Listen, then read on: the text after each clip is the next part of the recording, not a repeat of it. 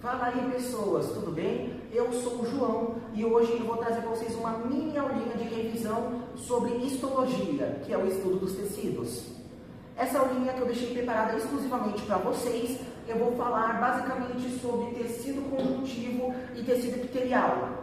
Primeiramente, eu vou estar falando sobre tecido conjuntivo, que ele tem a principal função de preenchimento, que basicamente vai servir de cola e de preenchimento para outros tecidos. Igual, por exemplo, nós temos o tecido muscular, que são nossos músculos, e o nosso tecido epitelial, que é a nossa pele. Esse tecido conjuntivo, ele serve de junção de cola, que ele une esses dois tecidos juntos, para não se desgrudar, porque senão a gente só seria uma moeba no chão.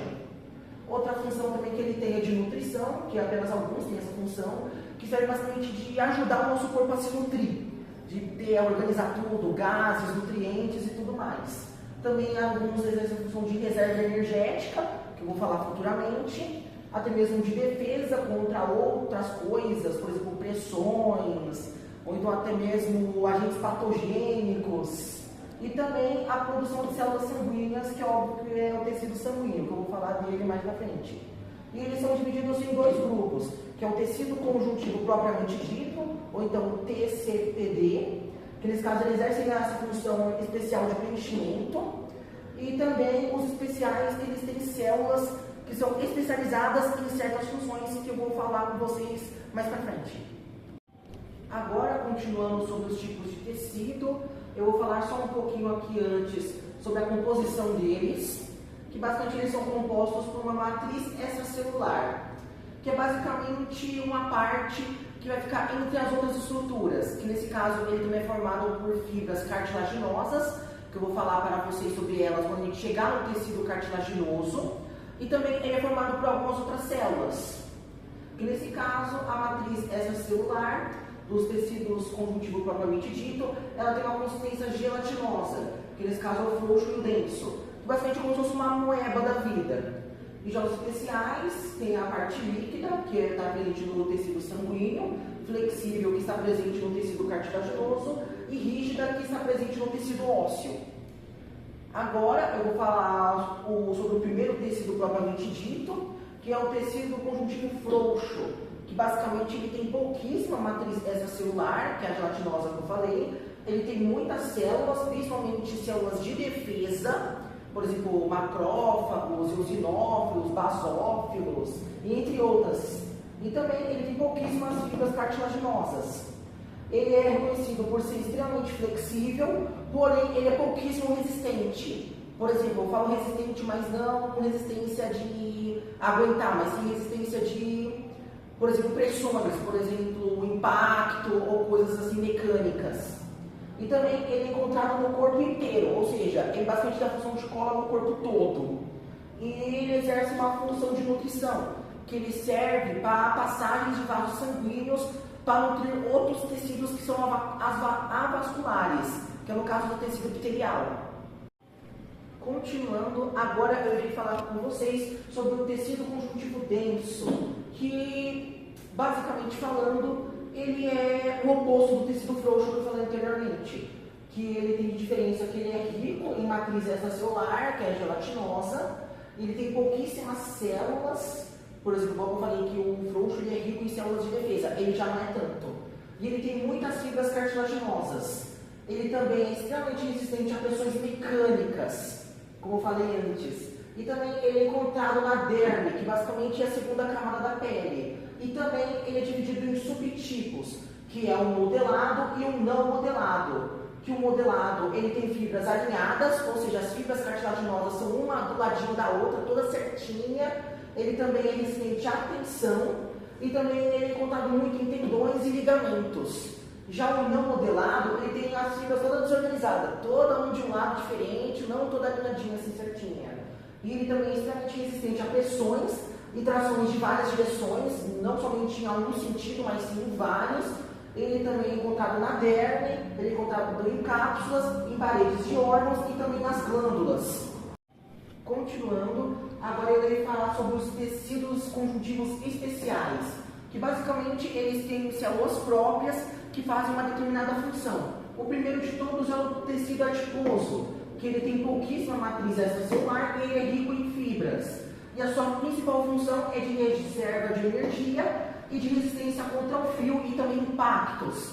E ele é composto por adipócitos, que são células que elas acumulam gordura no seu interior. Ou seja, se caso você consumir muito carboidrato, todo esse carboidrato que você consumir vai ser usado pelo seu corpo como energia principal, mas se caso você consumir demais, os adipócitos acumulam isso dentro do seu interior.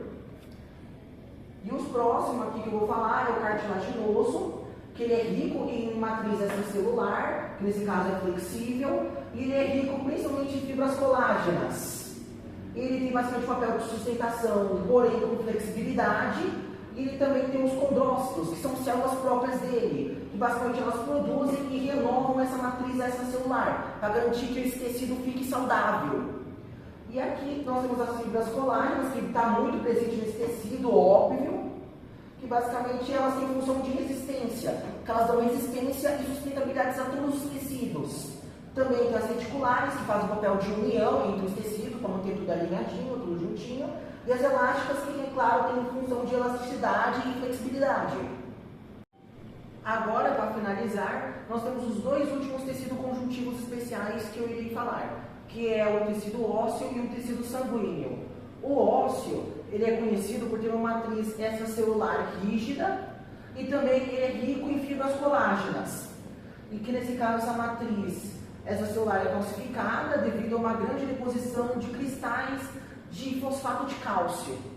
E nesse caso elas vão sobre as fibras de colágeno, que não sei se você sabe, mas a gente tem colágeno quando a gente é pequeno, aí depois esse colágeno vai se tornando osso, vai se calcificando. E também nesse tecido tem os osteócidos, que eles basicamente detectam deformações mecânicas dos ossos e mandam sinais para a remodelação. Por exemplo, se você quebrar um osso, alguma coisa estiver errada, ele vai mandar uma mensagem para o cérebro falando, ó, tem uma coisa errada aqui, a gente tem que arrumar, filho. E agora nós vamos para o sanguíneo, que ele também pode ser reconhecido como hematopoético ou então hematocitopoético. Ele tem uma matriz extracelular líquida, que é o famoso plasma sanguíneo. Ele também exerce o papel de nutrição, que ele leva nutrientes para todas as células do nosso corpo.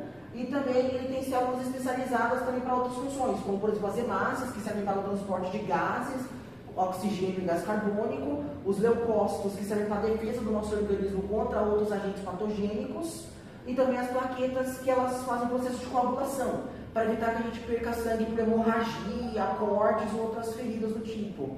E também todas essas células são produzidas na medula óssea, que é encontrada principalmente em ossos longos como o fêmur.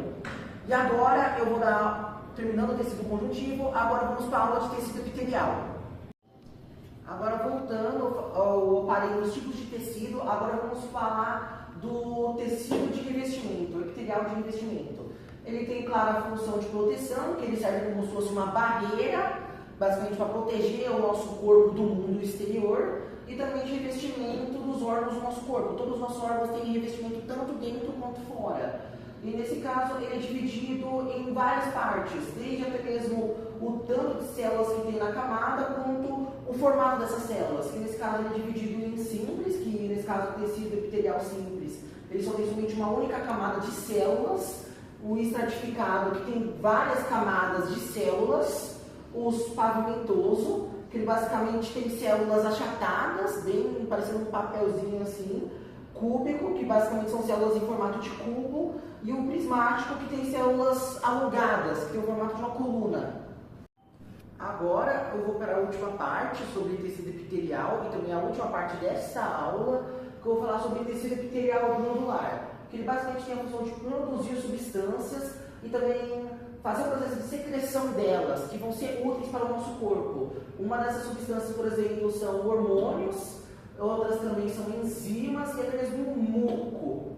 E também ela é dividida em outros dois tipos, que nesse caso são as glândulas exócrinas, que nesse caso elas vão secretar essas coisas para o exterior do nosso corpo. O exemplo são as glândulas mamárias e as glândulas sudoríparas, as glândulas endócrinas, que elas basicamente vão secretar coisas dentro de nós. Por exemplo, são hormônios, como no caso da insulina, o glucagon e até mesmo a somatostatina. Então, eu espero que vocês tenham gostado desse vídeo eu vim aqui me despeço de vocês, eu vim desejar a vocês uma boa prova e uma boa sorte. Então eu vim com vocês aqui e falou!